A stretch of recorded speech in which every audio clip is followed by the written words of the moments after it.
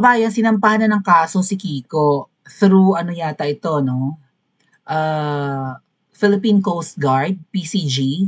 Pero syempre, under kay Ngiwi yan, so inaakusahan ni Kiko na ang utak ng pagsasampa ng kaso sa kanya ay si Ngiwi Jr. Ako naman, ang tingin ko dyan, ang nagsampa ng kaso kay Kiko, or ang utak sa mga ganyan, di ba, sa mga tanim kaso, kinemelatik, ay yung babaeng ahas kasi abogada yun, 'di ba? Sa ganyang paraan niya ginigipit yung mga kritik ng administrasyon ng kanyang jowang dumudugo ang gums, pasintabi sa kumakain.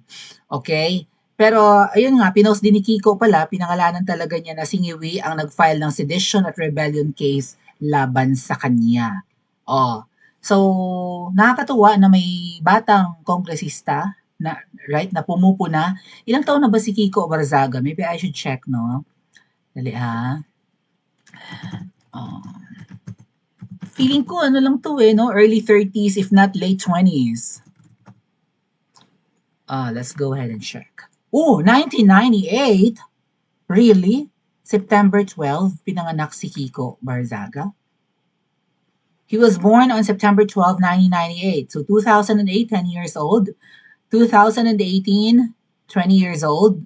Plus 7. So, 27 years old pa lang. Late 20s na. Bagets na bagets. Oh. Pero si Rizal kasi naman, mga kababayan, ay nasa 33 years old to 35. Kasi pinanganak siya ng June, right? June 19. 1851. Tama ba? Pagkakarecall ko. Alam niyo naman, ang daming mga dates sa Philippine history. Tama ba yon? June 19, 1851, namatay siya ng 1896. So, mga 35 years old. Okay? Pero still, no, bata pa si Rizal. Pero yun nga, hindi na nga nakapag-asawa, nagurgur pa. Check natin yung birthday ni Rizal para sure tayo. Para tingnan natin kung accurate yung June 19 nga, 1861. So, I got it right. Yan, June 19.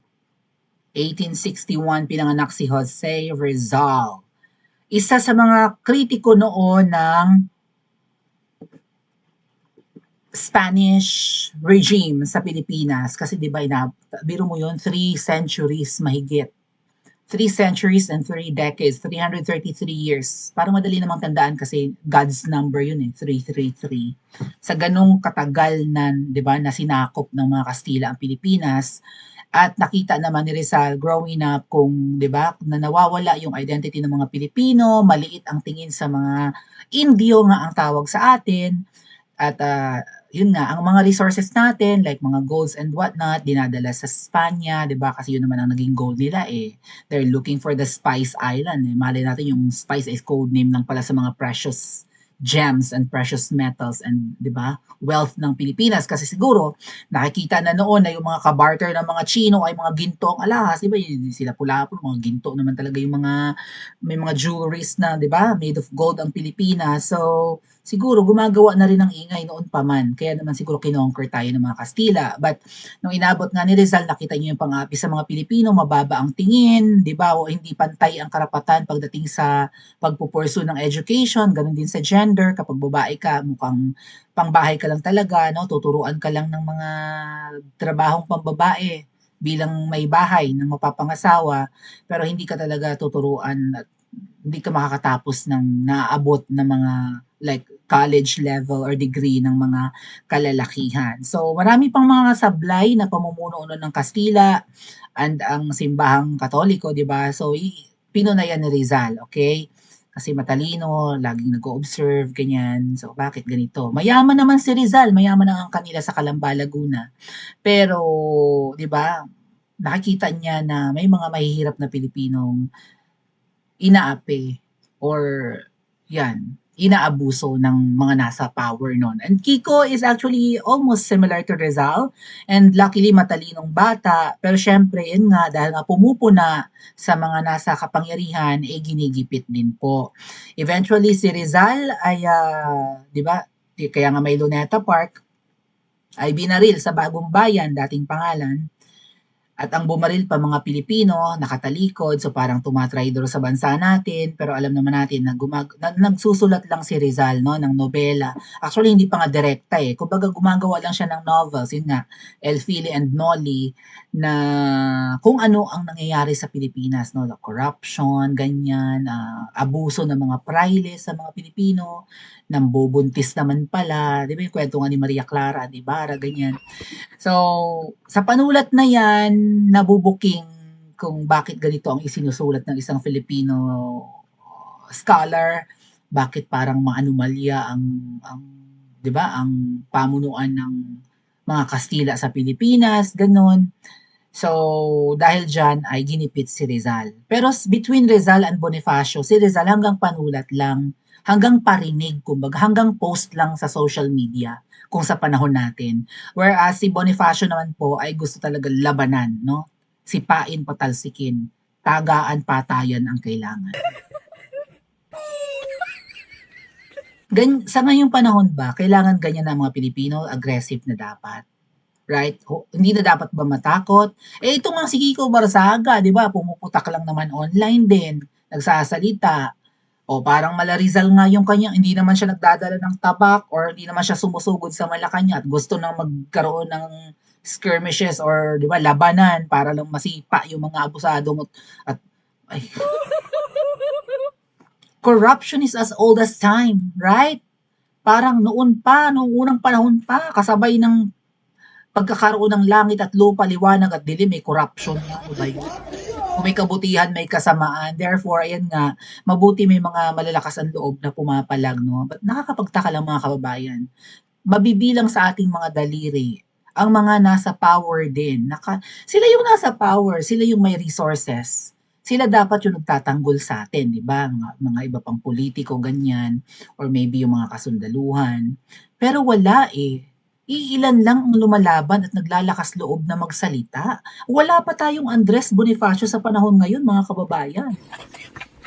Sino kaya ang magmamala Andres Bonifacio? But so far, meron na nga pong parang 'di ba, nagpapaka-Rizal, nagpapakabayani at nalalagay po sa alanganin ang buhay. Kasi kung hindi ito mapapakulong dahil mapera naman si Kiko, tingin ko kaya magpiyansa kung bailable ang mga sedition at rebellion cases laban sa kanya.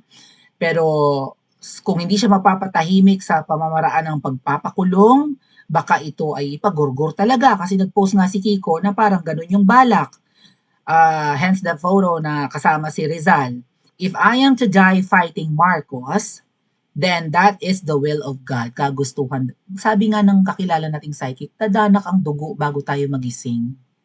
At sana hindi dugo ng mga, di ba, naglalakas loob na pumalag.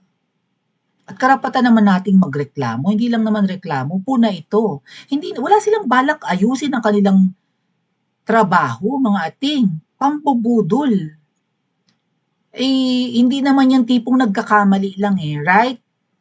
Or halimbawa, kung nahuli mo yung pagkakamali, eh, hindi na uulitin dahil napahiya na, hindi.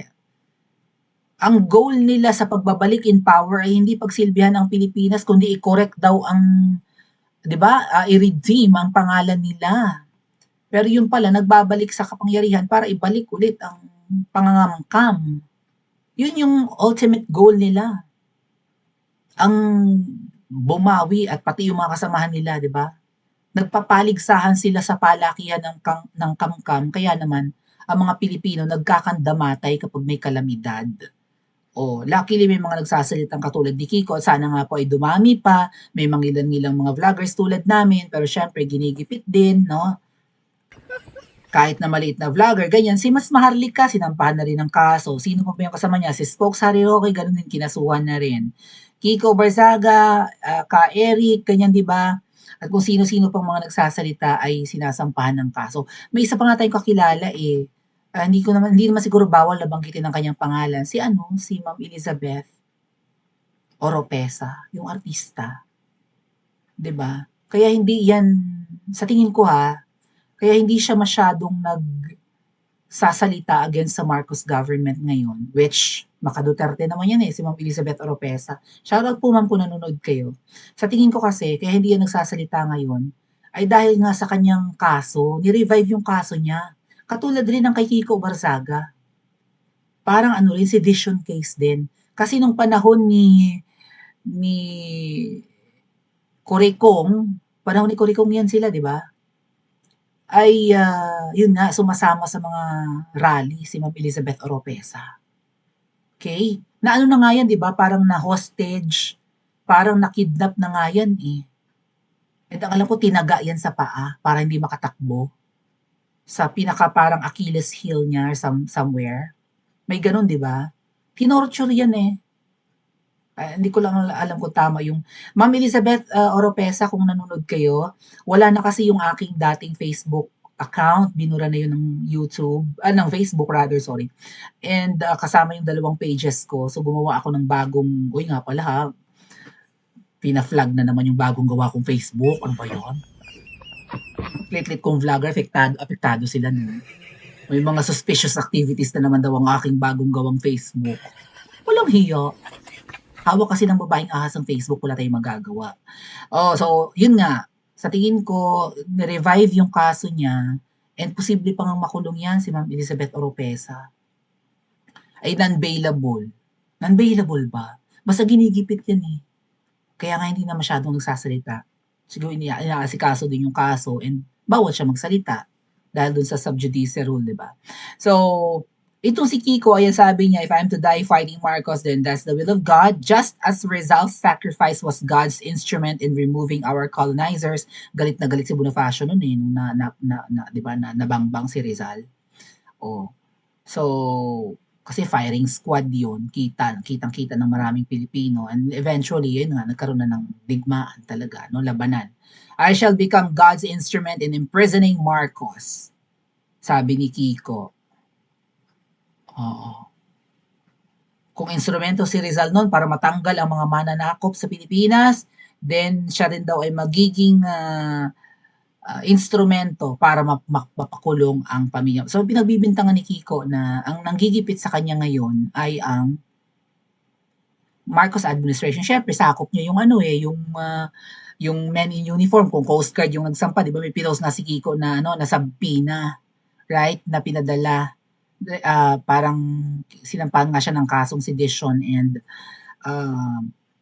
rebellion, inciting to sedition and inciting to commit rebellion, something, subpoena, right? So, yan ang napapala kapag nagsasalita ka laban sa mga nakaupo ngayon.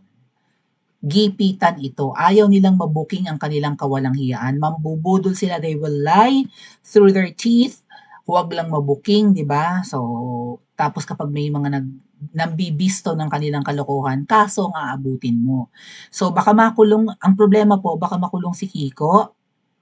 Pero, ano kaya ang pwedeng gawin sa kanya sa loob ng kulungan? Kasi willing gumurgur tong mga to eh. Right? Nung si Attorney Zulaika Lopez, kaya nga kami bumaba ng EDSA nung nakaraang Nobyembre, nung nakaraang taon, nung siya ay kinontempt sa lower house, meron daw talagang nagtatangka sa kanyang buhay kasi gusto siyang pasukin. Biro mo yung oras ng gabi, papasukin si Attorney Zulaika Lopez. Kaya si VP Sara na pinatayan nila ng ilaw sa opisina ni Kong Pulong noon, napilitang pumunta sa selda ni Attorney Zulaika Lopez. Nag-hysterical kasi hindi siya aabuti ng araw kung nandun siya. Ay inatake na or whatever, sumama ng pakiramdam na ospital. Ayaw pa nga siyang bigyan ng ambulansya. O kaya galit na galit si VP Sara na nagmumura ng malala si VP Sara na nagla-live si Attorney Zulaika Lopez. Nag-take over na siya. And then, meron din tayong nalaman na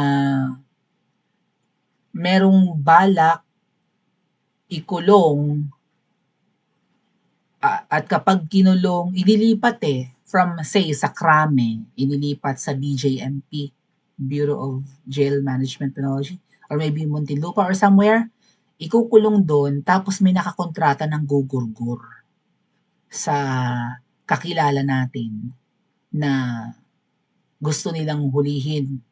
Yung isa nga nahuli na nahuli nila. So, ililipat nila. Meron din pinagbalakang mga kababayan na pinatawag sa congressional hearing, pinagbalakang ding i-contempt na booking lang kasi maraming mga vloggers ang nag-iingay na Yun yung purpose. Yun naman talaga ginagawa ng mga buhaya, di ba? Ipapatawag ka sa hearing nila, iko-contempt ka kapag barubal kang sumagot. Pag kinontempt ka, delikado ka na. Puno na raw ika ang selda nila doon sa kamera, so ililipat ka sa ibang kulungan, pero ang ending, baka may kinontrata na sa loob para ikay gurgurin. Baka nga palabasin na ano eh, na nagurgur ka dahil inatake ka sa puso or 'di ba, whatever na sakit meron ka, eme-eme. Uy, nga pala ha, mapag-uusapan ba natin mamaya, may isang sige pag-usapan natin mamaya, may isang nagurgur din taga DPWH. Gurguran ito mga ating at hindi sila mangbabangbang lang. Kasi marami, 'di ba sabi nga dun sa CCTV ni Agent Morales nung may bisita siya, maraming paraan para gurgurin ang mga kritiko.